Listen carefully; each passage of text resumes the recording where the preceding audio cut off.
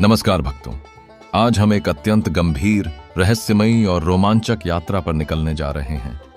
वक्त के आमद है, क्या घटने वाली है ये जानेंगे, जिसमें हम आपको भविष्य मालिका और प्राचीन पुराणों के अनुसार कलयुग के अंत से लेकर सत्य युग के आरंभ तक की पूरी भविष्यवाणी क्रमवार और विस्तार से सुनाएंगे, ताकि आप आने वाले समय के हर उतार चढ़ाव को समझ सकें और यह जान सकें कि हम किस ओर बढ़ रहे हैं।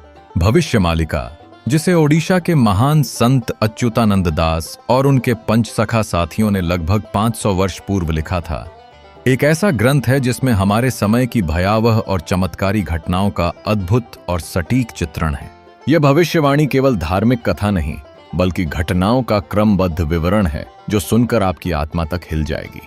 भविष्य मालिका के अनुसार कलयुग का अंतिम दौर शुरू हो चुका है, और जैसे जैसे हम 2032 के करीब पहुंचेंगे, वैसे वैसे इसकी घटनाएं तीव्र होती जाएंगी। सबसे पहले एक दिन आकाश में ऐसा दृश्य दिखेगा जो मानव इतिहास में पहले कभी नहीं देखा गया होगा। 2 सूरज जैसा प्रकाश। यह वास्तव में एक विशाल उल्कापिंड होगा जो अंतरिक्ष से तेजी से पृथ्वी की ओर बढ़ेगा और बंगाल की खाड़ी में आकर गिरेगा। इसके टकराने से इतना भयानक विस्फोट और सुनामी होगी कि ओडिशा, पश्चिम बंगाल, बांग्लादेश और आसपास के तटीय इलाकों में जल प्रलय आ जाएगा। हजारों लाखों लोग एक ही दिन में नष्ट हो जाएंगे और समुद्र का जलस्तर अचानक इतना बढ़ जाएगा कि जगन्नाथ मंदिर तक पानी पहुंच जाएगा। भक्तों को भगवान जगन्नाथ की मूर्तियों को छाट या बाटा ले जाकर पूजा करनी पड़ेगी, जो इस कठिन समय में आस्था की अंतिम लौ होगी। इस आपदा के बाद 7 दिनों तक पृथ्वी पर घनघोर अंधकार छा जाएगा। सूरज, चांद, तारे, किसी की रोशनी नजर नहीं आएगी। पूरा संसार ठंड, भय और भूख से जूझेगा। इन 7 दिनों में लोग एक दूसरे की मदद करने की बजाय अपना बचाव करने में लगे रहेंगे और समाज में अराजकता फैल जाएगी। इसके बाद प्राकृतिक संतुलन पूरी तरह बिगड़ जाएगा। कहीं लगातार बारिश से बाढ़, तो कहीं महीनों तक वर्षा न होने से सूखा पड़ेगा। बड़े बड़े भूकंप आएंगे, पर्वत दरकेंगे, नदियां अपना मार्ग बदल लेंगी, ज्वालामुखी फटेंगे और पृथ्वी की धुरी में हल्का सा बदलाव आ जाएगा, जिससे ऋतुओं का क्रम गड़बड़ा जाएगा। इसके साथ ही महामारी का दौर शुरू होगा।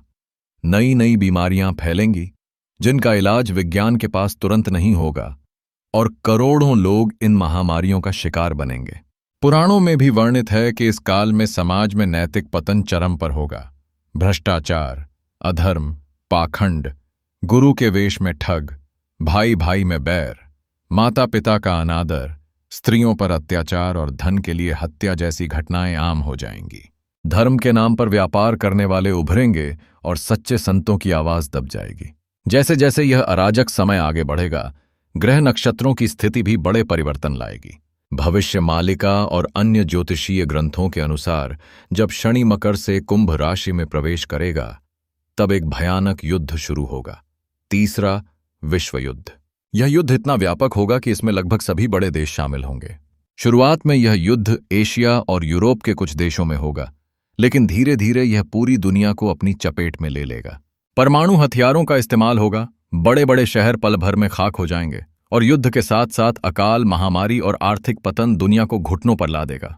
भारत इस युद्ध में तुरंत शामिल नहीं होगा, लेकिन लगभग 13 महीने बाद इसमें प्रवेश करेगा और अंततः विजयी बनकर उभरेगा, क्योंकि यहाँ के लोग धर्म और एकता की ताकत से एकजुट होंगे। यह युद्ध लगभग 6 साल 6 महीने चलेगा और इसमें करोड़ों लोग मारे जाएंगे। युद्ध के दौरान समुद्र का जल स्तर और बढ़ेगा, मौसम में और भी अजीब बदलाव आएंगे, कहीं बर्फीले तूफान तो कहीं रेगिस्तानों में बारिश। आर्थिक दृष्टि से दुनिया बुरी तरह टूट जाएगी, बड़ी बड़ी अर्थव्यवस्थाएं धराशायी हो जाएंगी और छोटे छोटे समुदाय आत्मनिर्भर बनने के लिए मजबूर होंगे। लेकिन इसी अराजकता के बीच धीरे धीरे एक नई चेतना जागने लगेगी। लोग समझेंगे कि लोभ, हिंसा और अधर्म ने ही इस विनाश को जन्म दिया है, और वे धर्म, प्रकृति और एक दूसरे के प्रति सम्मान की ओर लौटने लगेंगे। युद्ध के अंत के करीब लगभग 2032 के आसपास कलियुग का समापन होगा और सत्य युग का आरंभ होगा। एक ऐसा युग जिसमें धर्म, सत्य, अहिंसा, सेवा और करुणा की पुनः स्थापना होगी। जाति, पंथ, धर्म के झगड़े समाप्त होंगे। पूरी मानवता एक सार्वभौमिक सनातन धर्म के अंतर्गत एकजुट होगी। पुराणों के अनुसार सत्य युग में पृथ्वी फिर से हरी भरी होगी, नदियां निर्मल बहेंगी, पशु पक्षी निडर होकर विचरेंगे और मनुष्य का जीवन लंबा और सुखी होगा। लेकिन भविष्य मालिका यह भी स्पष्ट कहती है कि इस परिवर्तन के समय जो लोग अधर्म, पाप और क्रूरता में डूबे होंगे, वे इस बदलाव का हिस्सा नहीं बन पाएंगे, बल्कि नष्ट हो जाएंगे। वहीं जो लोग सत्य, सेवा, संयम और भक्ति के मार्ग पर होंगे, वही सुरक्षित रहेंगे और नए युग में प्रवेश करेंगे। इसलिए भक्तों, यह केवल एक कहानी नहीं बल्कि चेतावनी है कि हम अपने जीवन में अभी से बदलाव लाएं, धर्म का पालन करें, बड़ों का सम्मान करें, जरूरतमंदों की मदद करें, प्रकृति की रक्षा करें और लालच व हिंसा से दूर रहें। जब हम इन गुणों को अपनाएंगे, तब न केवल हम इन कठिन समयों से सुरक्षित निकलेंगे, बल्कि सत्य युग का स्वागत गर्व और खुशी के साथ कर सकेंगे। याद रखिए, समय बदलने वाला है और उसके साथ बदलना हमारे हाथ में है। इसलिए अपने मन, वचन और कर्म को पवित्र रखें, ताकि जब कलयुग का अंधकार समाप्त हो, हम प्रकाश के नए युग में प्रवेश कर सकें। जय जगन्नाथ। नमस्कार।